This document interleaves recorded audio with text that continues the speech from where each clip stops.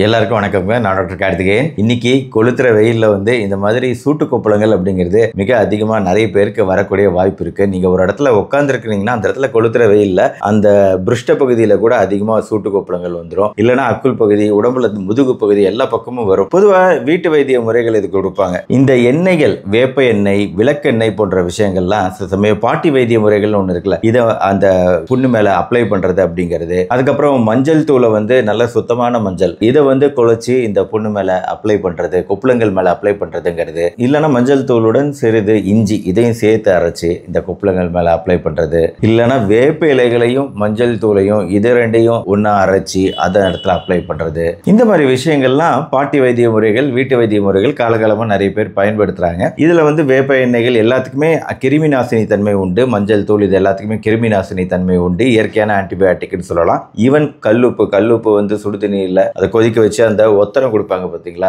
அதுவுமே வலி வேதனையை குறைச்சி சீக்கிரம் இந்த புண்ணு கட்டிகள் குறைஞ்சி அதோட வலி குறைஞ்சி அது என்ன காயணும், சீல் உள்ள இருக்கும், உடையணும், உடஞ்சோன்னு சீல் வெளியே வரணும், அதுக்கப்புறம் இந்த புண்ணு காஞ்சி சரியா போகணும். இதை இதுல இருக்கக்கூடிய ப்ராசஸ். பொதுவா வெயில் கொப்புளங்கள் அப்படிங்கிறது இது பொதுவான விஷயம். இதற்கான வீட்டு வைத்திய முறைகள் ஆரம்ப கட்டத்தில் ட்ரை பண்ணலாம், ஆனா பின்னாடி ட்ரை பண்ணக்கூடாது. அதாவது காய்ச்சலோட சேர்ந்து வருது, அதிகமான வலி இருக்கு, வின்னு இருக்குன்னா அப்ப நம்ம டாக்டரோட உதவியை நாட்டுறது முக்கியம். ஆரம்ப கட்டத்தில் இந்த மாதிரி விஷயங்கள் செய்யறதுனால தப்பு கிடையாது. ஆனா இதே விஷயத்தை வியர்க்குரு செய்யக்கூடாது. வியர்க்குரு வேற, இந்த மாதிரி சூட்டு கொப்பளங்கள் அப்படிங்கிறது வேற. எனவே மற்ற விஷயங்கள் என்னன்னா, தண்ணீர் அதிகமா நல்ல தண்ணீர் குடிக்கணும். எண்ணெய் பதார்த்தங்கள் வெயில் காலத்துல அப்புறம் அவாய்ட் பண்ணணும். சுடு தண்ணீர்ல குடிக்கிறவங்க கூட இந்த காலத்துல, இப்ப வெயில் காலத்துல பச்சை தண்ணீருக்கு மாறுவது பெட்டரு. இந்த மாதிரி சில மாறுபாடுகள்.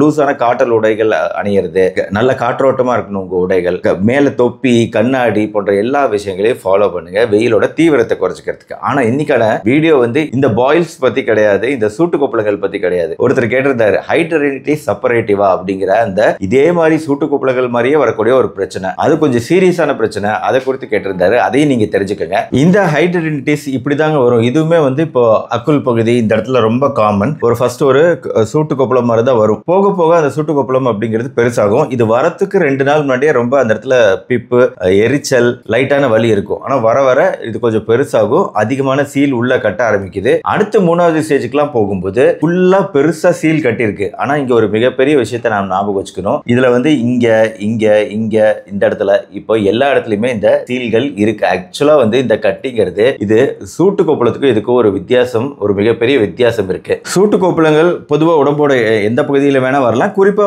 நம்ம முதுகு பகுதி, பிருஷ்ட பகுதி எல்லாம் எங்க வேணா வரலாம். கை கால்கள் எங்க வேணா வரலாம். ஆனா இது எப்படின்னா, இந்த கொப்பளங்கள்ங்கிறது குறிப்பா உரசக்கூடிய இடங்கள், நம்ம தோல் நம்மளோட இன்னொரு தோலோட உரசக்கூடிய இடம், அது நம்ம ஆக்சிலான்னு சொல்லக்கூடிய அக்குள் பகுதியில அந்த உரசல்ங்கிறது அதிகமா இருக்கு. அதே மாதிரி பெண்களுக்கு மார்பகத்தோட கீழ்ப்பகுதி தோலோட உரசும் போது அந்த இடம் ஈஸியா ஹைட்ரடினிட்டிஸ் வரக்கூடிய வாய்ப்பு இருக்கு. நம்ம கிராயின் சொல்லிட்டு 2 கால்கள் உரசும் இடம், இந்த மாதிரி எங்கெல்லாம் உரசல் இருக்கோ, 2 பட்டக்ஸ் கடையில இருக்கக்கூடிய ஸ்கின் உரசும் பகுதி, இங்கெல்லாம் இந்த ஹைட்ரடினிட்டிஸ் வரும்.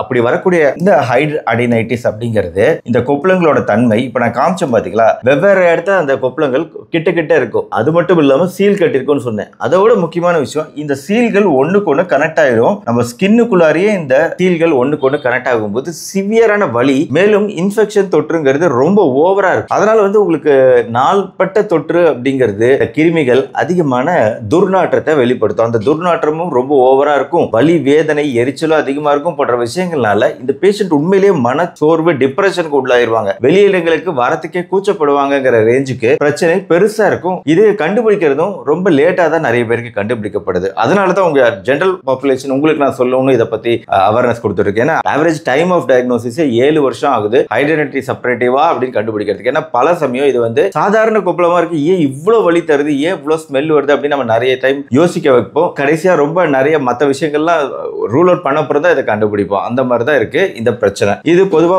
யாருக்கு அதிகமா வருதுன்னா, உடல் எடை அதிகமா இருக்கிறவங்கல இது அதிகமா இருக்குங்க. ஒரு அசோசியேஷன் பார்க்க முடியுது. 2வது பெண்கள், 3 மடங்கு பெண்கள்ல இது அதிகமா காமனா இருக்கு. பெண்கள்ல ப்ரீமென்ஸ்ட்ரல் பீரியட், குறிப்பா 40 வயசுக்கு உள்ளாரே இது வந்துருது. வயதான பின்னாடி வரது கிடையாது. ஒரு பூப்படைந்த காலம் முதல் டீனேஜ் பருவத்துல இருந்து 40 வயசுக்குள்ள இது எப்ப வேணாலும் ஹைட்ரடினிட்டிஸ் வருது. பெண்கள்ல இந்த ஹார்மோனல் மாறுபாடுகள் ஏற்படும் போது இது அதிகரிக்கக்கூடிய வாய்ப்பு இருக்கு. 3வது இந்த ஹீட், எக்ஸ்ட்ரீம் ஹீட், இந்த மாதிரி வெப்ப கண்டிஷன்ல ஈஸியா ஹைட்ரடினிட்டிஸ் வரக்கூடிய வாய்ப்பு இருக்கு. அதனாலதான் இந்த பீரியட்ல இதை பத்தி நம்ம தெரிஞ்சுக்கிறது முக்கியங்கிறதுனால இதை பத்தி நான் பேசிக்கிட்டு இருக்கேன்.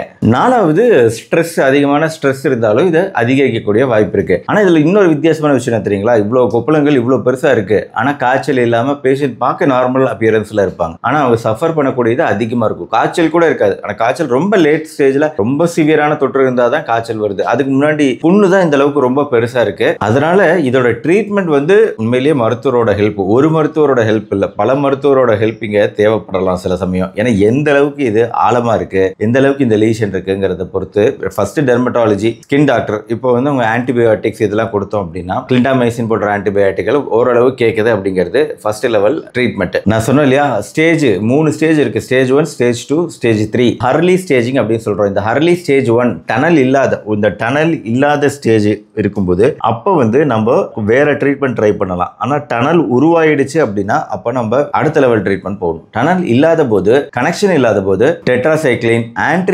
ஆண்ட்ரோஜன் ஏஜென்ட்ஸ், ஸ்பைரனோலாக்டோன், மெட்ஃபார்மின் போன்ற சர்க்கரை நோய் கொடுக்கக்கூடிய மருந்து இதெல்லாம் வந்து ஆரம்ப கட்டத்தில் ஸ்டேஜ் 1, ஹர்லி ஸ்டேஜ் 1ல பயன்படுத்தப்படும். கொஞ்சம் நீண்ட நாள் ட்ரீட்மெண்ட் கொடுத்தோம் அப்படின்னா தான் இது சரியாகுது. தேவைனா டெட்ராசைக்ளின் ஆட் பண்ணப்படுது. சப்போஸ் இந்த மருந்துகளுக்கு கேட்கல அப்படின்னா கிளிண்டாமைசின், ரிஃபாம்பிசின், டாப்சோன் இந்த மாதிரி மருந்துகள்லாம் ட்ரை பண்ணப்படும். என்னன்னா இந்த ட்ரீட்மெண்ட் கேட்கல அப்படிங்கும்போது அடுத்து இன்னும் ஸ்பெசிஃபிக்கா போகணும்னா தான் அப்ப சர்ஜிக்கல் மேனேஜ்மெண்ட்டும் பண்ணியாகணும். உள்ள இருக்கிற ரிலேஷனை நம்ம எடுக்கணும் அப்படின்னா சர்ஜரியோட ஹெல்ப் தேவைப்படலாம். பஞ்ச், டீப்ரைட்மெண்ட், பல வகையான ட்ரீட்மெண்ட் இதுக்கு தேவைப்படலாம். ரொம்ப காம்ப்ளிகேட்டடான ட்ரீட்மெண்ட் ப்ரொசீஜர், ரொம்ப ஃபுல்லா டெப்தா நான் நீங்க போக விரும்பல. ஆனா நீங்க தெரிஞ்சுக்க வேண்டிய முக்கியமான விஷயம், ஸ்மோக்கிங் பண்றீங்க அப்படின்னா ஸ்மோக்கிங் பண்றவங்க, உடல் எடை குண்டா இருக்கிறவங்க, உங்கள இந்த பிரச்சனை அதிகமா வரலாங்க. நல்லா ஞாபகம் வச்சுக்கோங்க. ஸ்மோக்கிங் இருக்கக்கூடாது. உடல் எடை குறைப்ப நீங்க கட்டாய முயற்சி செய்ய வேண்டியிருக்கும். ஸ்கின் உரசுற மாதிரி இந்த ஸ்கின் ட்ராமா அப்படின்னு சொல்றோம், ஒண்ணுக்கு ஒண்ணு உரசல், அதை வந்து அவாய்ட் பண்ற மாதிரி நம்ம பாத்துக்கிறது முக்கியம். நம்ம டே டு டே லைஃப்ல லூஸான காட்டன் உடைகள் அணியிறது ரொம்ப முக்கியம். டைட்டான க்ளோத் எக்காரணத்து கொண்டு அணியாதீங்க.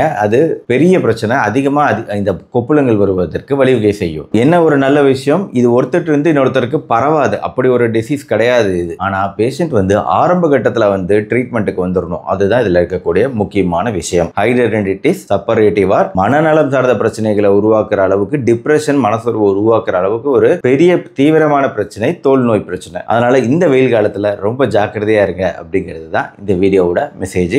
Be careful. இந்த வீடியோ கண்டிப்பா உங்க ஃப்ரெண்ட்ஸ் ரிலேட்டிவ்ஸ் ஷேர் பண்ணுங்க. இந்த வீடியோ பிடிச்சிருந்தா லைக் பண்ணி நம்ம சேனல் டாக்டர் கார்த்திகை தொடர்ந்து சப்ஸ்கிரைப் பண்ணி ஃபாலோ பண்ணுங்க. மறுபடியும் நாளைக்கு பார்ப்போம். நன்றி, வணக்கம்.